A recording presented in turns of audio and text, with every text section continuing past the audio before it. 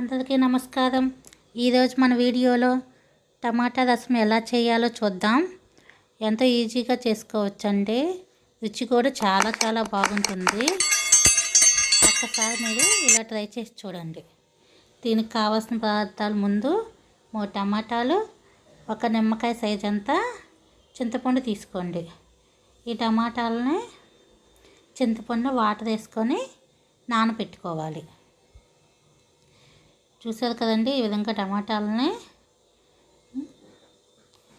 చేత్తో నలుపుకొని అలానే చింతపండు కూడా వేసుకొని 1 గ్లాస్ వాటర్ పోసుకొని ఒక 5 నిమిషాలు నానబెట్టుకోవాలి. అది నానిన తర్వాత ఈ విధంగా రసం తీసుకొని పెట్టుకోండి. ఇప్పుడు ఇలా రసం తీసుకున్న తర్వాత స్టవ్ పైన ప్యాన్ పెట్టుకొని అందులో 2 టేబుల్ స్పూన్లు కందిపప్పు వేసుకోవాలండి. అలానే 1 టేబుల్ స్పూన్ ధనియాలు, 1 టేబుల్ స్పూన్ జీలకర్ర,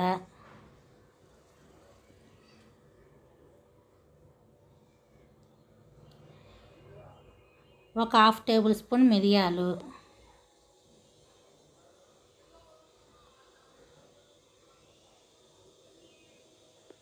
2 ఎండుమిర్చిని ముక్కలు చేసుకొని అందులో వేసుకుందాం. ఇప్పుడు వీటిని సన్నని శాఖ పైన ఒక 2 నిమిషాలు వేపుకోవాలి. చూసారు కదండి, ఈ విధంగా వేపుకున్న తర్వాత దీన్ని మిక్సీ జార్లో వేసుకొని పొడి చేసి పెట్టుకోవాలి.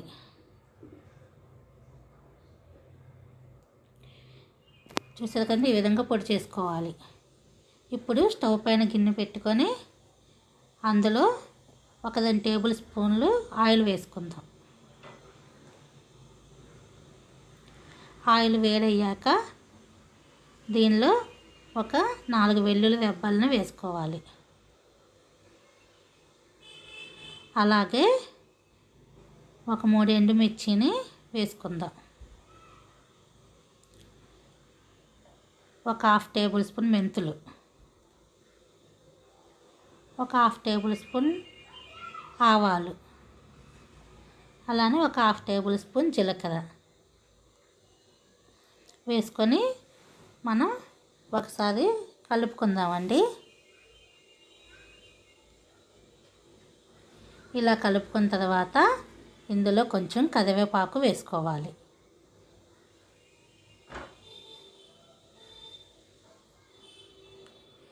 కరివేపాకు వేసుకున్న తర్వాత ఒకసారి కలుపుకొని ఒక చిన్న ఆనియన్ని ముక్కలుగా కట్ చేసుకొని ఇందులో వేసుకోవాలి. ఒక చిన్న సైజు సరిపోతుందండి. అలాగే 2 పచ్చిమిర్చి ముక్కలుగా కట్ చేసుకొని వేసుకోవాలి.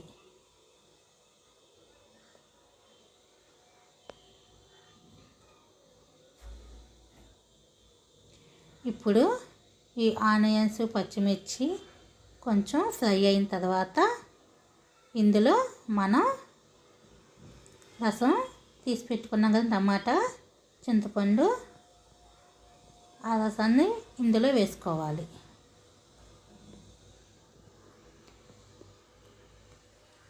ఇలా వేసుకున్న తర్వాత ఒకసారి కలుపుకొని మనం మళ్ళీ ఇందులో 1/2 టేబుల్ స్పూన్ పసుపు, అలాగే మనం మిక్సీకి వేసి పెట్టుకున్నాం కదండి మసాలా పొడి, దాన్ని 2 టేబుల్ స్పూన్లు వేయాలి. చూసారు కదండి, ఈ విధంగా.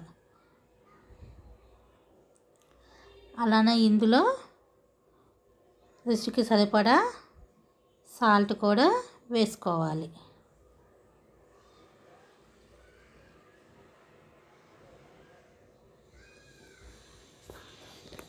ఇలా వేసుకున్న తర్వాత వీటిని ఒకసారి కలుపుకొని ఈ రసం బాగా కడిపిల్లాడిన తర్వాత మదగనివ్వాలి. ఈ రసం ఎంత మరిగితే అంత టేస్ట్గా ఉంటుందండి.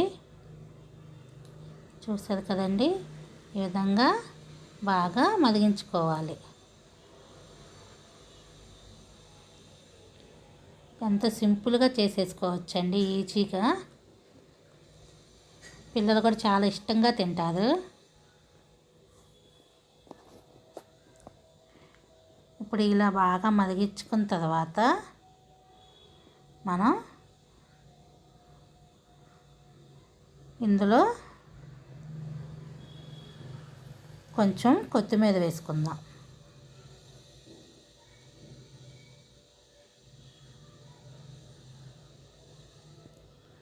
కొత్తిమీర వేసుకున్న తర్వాత ఒక 2 నిమిషాలు మరిగించి స్టవ్ని ఆఫ్ చేసుకోవాలండి.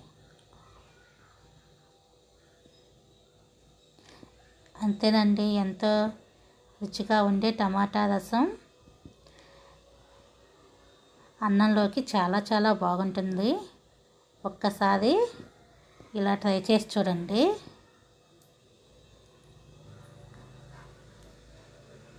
చాలా చాలా ఈజీగా చేసేసుకోవచ్చండి ఈ రెసిపీని. రుచి కూడా చాలా బాగుంటుంది.